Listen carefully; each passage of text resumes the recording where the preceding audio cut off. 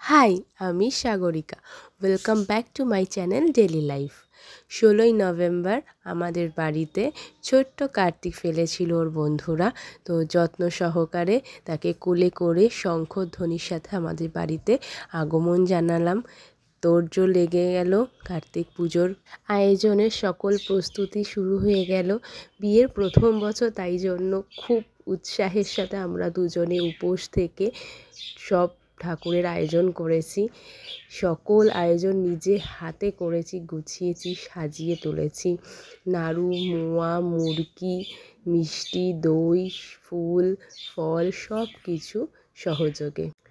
কাতু সোনাকে প্রচুর খেলনা উপহার দেওয়া হয়েছিল।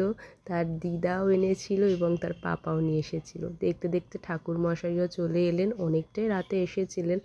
যাই হোক, সেই সুযোগে আমরা ভোগের আয়োজন করতে পেরেছিলাম। ভোগে লুচি, সুজি, সিমুই করে দেওয়া হয়েছিল। ঠাকুরমশাই তার পুজোও শুরু করে দিলেন। ঘট প্রতিস্থাপন করা হলো এবং একে একে তিনি গামছা নিবেদন করছেন। আস্তে আস্তে পুজো এগোচ্ছে। আমরা অঞ্জলি দেব। এদিকে মা এসেছিল, দিদি এসেছিল, ছোট্ট করে আয়োজন করা হয়েছিল, কিন্তু এইটুকুই পরিবারের সকলকে নিয়ে হৈ হৈ করে দিনটা কাটলো। এই যে আমার হাজব্যান্ড আর ভাগ্নে মশাই। তো আমরা অঞ্জলি দিচ্ছি এখন।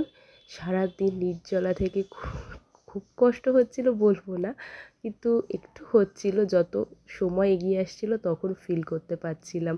তো কমপ্লিট হয়ে গেল কাতু সোনার পুজো। এদিকে রান্নার তোড়জোড় চলছে। ফ্রাইড রাইস আর নিরামিষ আলুর দম হবে। এর থেকে বেশি আয়োজন করা সম্ভব হয়নি। চারদিক ছড়ানো, আমিও হাত লাগালাম মায়ের, ব্যাস এইটুকুই। ভালোই ভালোই পুজো কেটে উঠলো। আসছে বছর আবার পুজো হবে। তো টাটা।